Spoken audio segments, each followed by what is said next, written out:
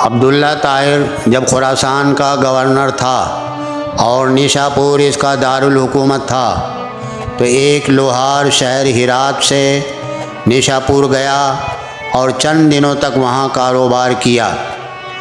پھر اپنے اہل و عیال سے ملاقات کے لیے وطن لوٹنے کا ارادہ کیا اور رات کے پچھلے پہر سفر کرنا شروع کر دیا۔ انہی دنوں عبداللہ طاہر نے سپاہیوں کو حکم دے رکھا تھا کہ وہ شہر کے راستوں کو محفوظ بنائیں تاکہ کسی مسافر کو کوئی خطرہ لاحق نہ ہو۔ اتفاق ایسا ہوا کہ سپاہیوں نے اسی رات چند چوروں کو گرفتار کیا اور امیر خراسان عبداللہ طاہر کو اس کی خبر بھی پہنچا دی، لیکن اچانک ان میں سے ایک چور بھاگ گیا۔ اب یہ گھبرائے، اگر امیر کو معلوم ہو گیا کہ ایک چور بھاگ گیا ہے تو وہ ہمیں سزا دے گا۔ اتنے میں انہیں سفر کرتا ہوا یہ لوہار نظر آیا۔ انہوں نے اپنی جان بچانے کی خاطر اس بے گناہ شخص کو فوراً گرفتار کر لیا اور باقی چوروں کے ساتھ اسے بھی امیر کے سامنے پیش کر دیا۔ امیر خراسان نے سمجھا کہ یہ سب چوری کرتے ہوئے پکڑے گئے ہیں، اس لیے مزید کسی تفتیش و تحقیق کے بغیر سب کو قید کرنے کا حکم دے دیا۔ نیک سیرت لوہار سمجھ گیا کہ اب میرا معاملہ صرف حق تعالی جل شانہ کی بارگاہ سے ہی حل ہو سکتا ہے اور میرا مقصد اسی کے کرم سے حاصل ہو سکتا ہے۔ لہٰذا اس نے وضو کیا اور قید خانے کے ایک گوشے میں نماز پڑھنا شروع کر دی۔ ہر 2 رکعت کے بعد سر سجدے میں رکھ کر رب تعالیٰ کی بارگاہ میں رقت آمیز دعائیں اور دل سوز مناجات شروع کر دیتا اور کہتا ہے، میرے مالک تو اچھی طرح جانتا ہے میں بے قصور ہوں۔ جب رات ہوئی تو عبداللہ طاہر نے خواب دیکھا کہ 4 بہادر اور طاقتور لوگ آئے اور سختی سے اس کے تخت کے چاروں پایوں کو پکڑ کر اٹھایا اور الٹنے لگے۔ اتنے میں اس کی نیند ٹوٹ گئی۔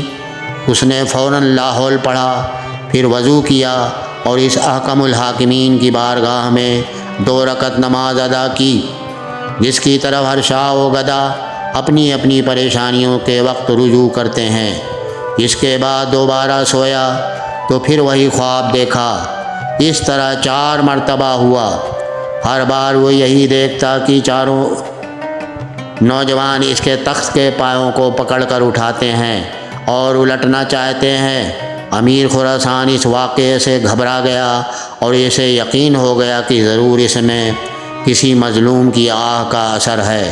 جیسا کہ کسی صاحب علم و دانش نے کہا ہے، یعنی لاکھوں تیر اور بھالے وہ کام نہیں کر سکتے جو کام ایک بڑھیا صبح کے وقت کر دیتی ہے۔ بارہا ایسا ہوا ہے کہ دشمنوں سے مردانہ وار مقابلہ کرنے اور انہیں شکست دینے والے بوڑھی عورتوں کی بد دعا سے تباہ و برباد ہو گئے۔ امیر خراسان نے رات ہی جیلر کو بلوایا اور اس سے پوچھا کہ بتاؤ، تمہارے علم میں کوئی مظلوم شخص جیل میں بند تو نہیں کر دیا گیا ہے؟ جیلر نے عرض کیا، عالی جاہ، میں تو یہ نہیں جانتا کہ مظلوم کون ہے، لیکن اتنی بات ضرور ہے کہ میں ایک شخص کو دیکھ رہا ہوں جو جیل میں نماز پڑھتا ہے اور رقت انگیز و دل سوز دعائیں کرتا ہے۔ امیر نے حکم دیا اسے فوراً حاضر کیا جائے۔ جب وہ شخص امیر کے سامنے حاضر ہوا تو امیر نے اس کے معاملے کی تحقیق کی۔ معلوم ہوا کہ وہ بے قصور ہے۔ امیر نے اس شخص سے معذرت کی اور کہا، آپ میرے ساتھ 3 کام کیجئے۔ نمبر 1، آپ مجھے معاف کر دیں۔ نمبر 2، میری طرف سے 1000 درہم قبول فرمائیں۔ نمبر 3، جب بھی آپ کو کسی قسم کی پریشانی درپیش ہو تو میرے پاس تشریف لائیں تاکہ میں آپ کی مدد کر سکوں۔ نیک سیرت لوہار نے کہا، آپ نے جو یہ فرمایا ہے کہ میں آپ کو معاف کر دوں تو میں نے آپ کو معاف کر دیا، اور آپ نے جو یہ فرمایا کہ 1000 درہم قبول کر لوں تو وہ بھی میں نے قبول کیا، لیکن آپ نے یہ جو کہا ہے کہ جب مجھے کوئی مشکل درپیش ہو تو میں آپ کے پاس آؤں، یہ مجھ سے نہیں ہو سکتا۔ امیر نے پوچھا یہ کیوں نہیں ہو سکتا؟ تو اس شخص نے جواب دیا کہ وہ خالق و مالک جل جلالہ جو مجھ جیسے فقیر کے لیے آپ جیسے بادشاہ کا تخت ایک رات میں 4 مرتبہ اوندھا کر سکتا ہے، تو اس کو چھوڑ دینا اور اپنی ضرورت کسی دوسرے کے پاس لے جانا اصول بندگی کے خلاف ہے۔ میرا وہ کون سا کام ہے جو نماز پڑھنے سے پورا نہیں ہو جاتا کہ میں اسے غیر کے پاس لے جاؤں؟ یعنی جب میرا سارا کام نماز کی برکت سے پورا ہو جاتا ہے تو مجھے کسی اور کے پاس جانے کی کیا ضرورت ہے؟